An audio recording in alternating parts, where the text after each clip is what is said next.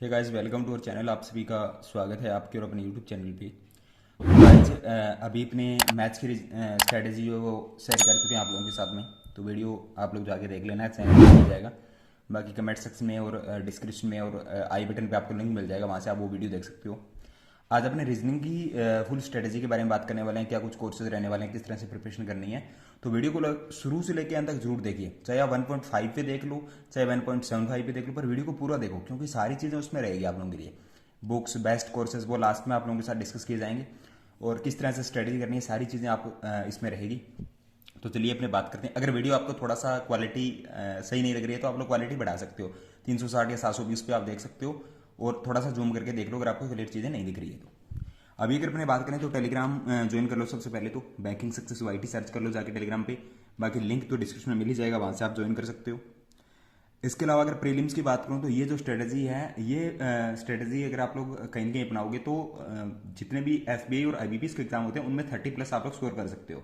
यानी 35 मार्क्स की आती है वहाँ पे, तो 30+ स्कोर आप इजीली कर सकते हो। अगर आरआरबी की बात करूँ तो आरआरबी पीयू आरआरबी क्लरिकल में 40 मार्क्स की आती है, तो वहाँ पे आप लोग 35+ स्कोर कर सकते हो, 40 में से 40 स्कोर कर सकते हो। वो आप पे डिपेंड है कि आप कितने कंसिस्टेंट रहते हो और कितनी ज़्यादा आप लोग प्रैक्टिस करते हो, वो चीज़ आप पे डिपेंड है। कंसिस्टेंसी आप लोगों की हर सब्जेक्ट में, हर टॉपिक में रखनी पड़ेगी, तभी आप लोग कहीं ना कहीं बैंक एग्जाम क्वालिफाई कर पाओगे। अभी अगर अपने बात करें तो 150 दिन आप लोगों के पास में बचे हुए हैं 5 अगस्त तक। 5 अगस्त को पहला प्रीलिम्स रहेगा आपका आईबीपीएस कैलेंडर के अकॉर्डिंग, तो 5 अगस्त तक आपके पास 150 दिन का टाइम है। उसके बाद आपके लगातार एग्जाम है और 4 एग्जाम आपके बड़े, IBPS PO, IBPS clerical, RRB PO, RRB clerical, IBPS SO, ये एग्जाम आपके कंटिन्यू रहने वाले हैं। एसबी क्लरिकल, एसबी पीओ भी उसी दौर में आप लोगों का आ जाएगा। तो ये बड़े एग्जाम आप लोग रहने वाले हैं। अब सिनेरियो समझ लो, प्री के अंदर 40 मार्क्स की रहती है, आरआरबी के अंदर reasoning, RRB PO, RRB clerical दोनों एग्जाम के अंदर, और एसबीआई आईबीपीएस के अंदर रहती है 35 मार्क्स की। मेंस एग्जाम की बात करूं तो 50 मार्क्स की रहेगी आरआरबी पीओ, आरआरबी क्लरिकल और एसबी पीओ, इन तीन एग्जाम में 50 मार्क्स की आती है। वहीं अगर मैं बात करूं कहेंगे SB clerical, IBPS PO, IBPS clerical, इनमें 60 मार्क्स की रीजनिंग आपको देखने को मिलेगी मेंस एग्जाम के अंदर। अब प्रीलिम्स की बात करें तो स्पीड और एक्यूरेसी बहुत ज्यादा इंपॉर्टेंट है। अब आप कहोगे कि सर आपने तो स्पीड मैथ्स में बताया था, रीजनिंग में कौन सी स्पीड आ गई। देखो, रीजनिंग के अंदर भी स्पीड आपको रखनी है, यानी क्वेश्चंस को जल्दी सोल्व करना, क्वेश्चंस को जल्दी पढ़ना, क्वेश्चंस की लैंग्वेज को जल्दी समझना, ये सारी स्पीड्स आपको रीजनिंग के अंदर रखनी है। और एक्यूरेसी आपको 100% यहाँ पे रखनी है। अगर एक्यूरेसी के साथ आप 10 क्वेश्चन बना रहे हो और बिना एक्यूरेसी आप 15 क्वेश्चन बना रहे हो, दोनों इक्वल है आप लोगों के लिए। यानी 10 एक्यूरेसी के साथ बनाओगे और बिना एक्यूरेसी के साथ 15 बनाओगे तो मार्क्स उतने ही आने आप लोगों के। तो ये चीज ध्यान रखना, एक्यूरेसी बहुत ज्यादा डिपेंड करेगी आपकी। अभी जो प्री का सिनेरियो, उसमें पजल्स आती है आपकी और टॉपिक आते हैं आपके 4 या 5 टॉपिक है रीजनिंग के, 100% उनसे क्वेश्चन आते हैं और 5-5 क्वेश्चन का पेयर उसमें पूछा जाता है। सबसे पहला टॉपिक है सिलोजिज्म्स का, 5 क्वेश्चन हर प्री एग्जाम में आते हैं। दूसरा टॉपिक है इनइक्वलिटी का, हर प्री एग्जाम में 5 क्वेश्चन आते हैं। ब्लड रिलेशन, डायरेक्शन, दोनों से 3-3 क्वेश्चन आते हैं, चाहे तो ब्लड रिलेशन के 3 आ जाए या अपने डायरेक्शन के 3 आ जाए, इनका वो अल्टरनेट चलता रहता है।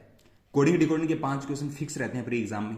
तो ये फिक्स टॉपिक है कुछ जो प्री एग्जाम में 100% पूछे जाएंगे। अब ये जो टॉपिक है अपने, इनके अलावा जो पजल है आपकी, सर्कुलर है, लाइन बेस है। देखो, सर्कुलर के अंदर सारी सर्कुलर आ गई आपकी, इन आउट वाली आ गई, सर्कुलर विद जो अपना वेरिएबल होता है वो आ गई, यानी सर्कुलर पजल के अंदर पूरी कंप्लीट पजल इसमें आ गई। लाइन के अंदर double line, line with variable line वाली, ये सारी आ गई। इसके बाद बॉक्स पजल है, मंथ बेस पजल है आपकी, यानी आपको जनवरी फरवरी इस तरह से मंथ दिए होंगे। फ्लोर बेस पजल है, फ्लोर के अंदर आपकी फ्लोर फ्लैट दोनों आ गई है, ठीक है। यानी फ्लोर वाली पजल आती है और एक फ्लोर फ्लेयर वाली आती है, जिसमें आप लोगों को कुछ फ्लोर दे दिए जाते हैं और उनके फ्लैट ए और फ्लैट बी दे दिए जाते हैं। मोस्ट ट्रेंडिंग पजल है ये एग्जाम की, हर प्री में देखने को मिली है इस साल, तो अगले साल भी देखने को मिलेगी। वीक बेस पजल जैसे सोमवार मंगलवार इस तरह से पजल आ जाती है। ट्राइंगल बेस पजल आती है आपकी, जिसमें प्री के अंदर मोस्टली ये बिना वेरिएबल के रहती है और मेंस के अंदर ये वेरिएबल के साथ आ जाती है। रेक्टेंगल पजल आपकी कंडीशनल पजल आ गई, जैसे 3 को इंस्टीट्यूट है, कंडीशन बेस्ड पजल आ गई जैसे 3 को इंस्टीट्यूट है और उसमें अलग अलग चीजें आपको दे रखी है। डेजिनेशन वाली पजल आ गई, जैसे सीओ है, एमडी है कंपनी का, तो वो वाली पजल आपकी आ गई डेजिनेशन वाली। इसके बाद ऑर्डर वाली पजल आ गई।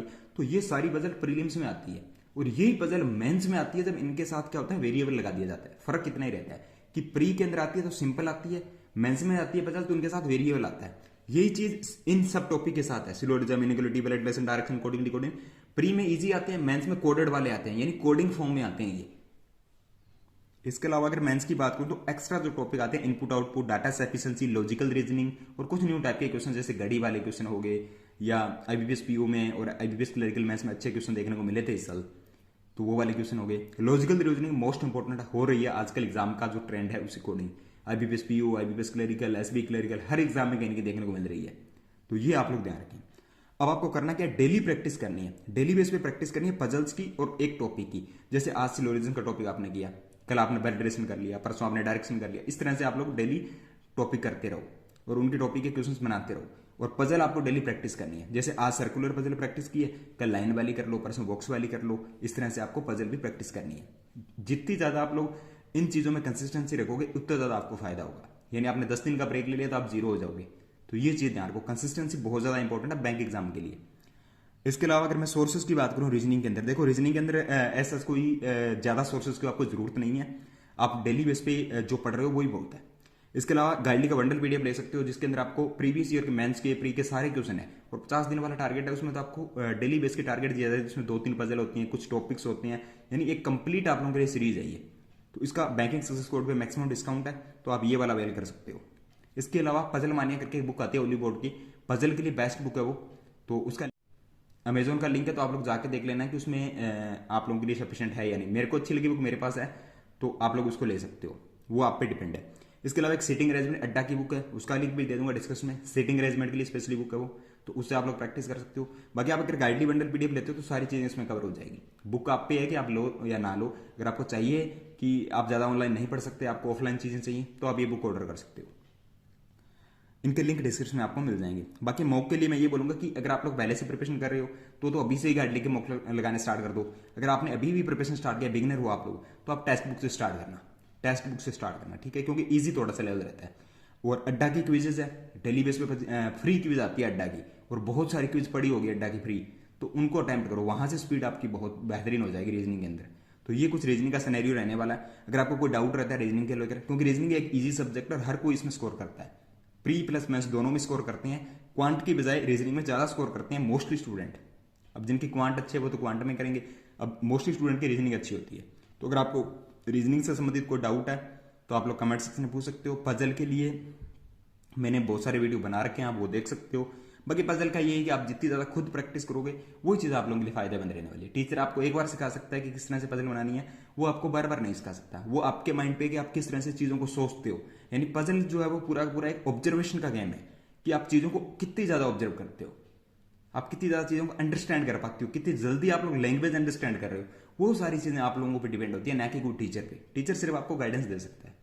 तो अगर आपको कोई भी डाउट हो तो आप लोग कमेंट सेक्शन में पूछ सकते हैं। टेलीग्राम पे जाकर पर्सनली कनेक्टेड हो जाओ, टेलीग्राम का लिंक यहाँ पे दिया हुआ है, बैंकिंग सक्सेस वाईटी जाके सर्च कर लेना, सारी चीजें वहां पे मिल जाएगी आप लोगों को, गाइडेंस वगैरह जो भी आपको चाहिए, बुक पीडीएफ के लिंक, फ्री पीडीएफ, सारी चीजें आपको वहां पे मिलती है। तो ये बेस्ट आप लोगों के लिए रहने वाली है। अगर चैनल को सब्सक्राइब नहीं किया तो सब्सक्राइब कीजिए। Thank you guys.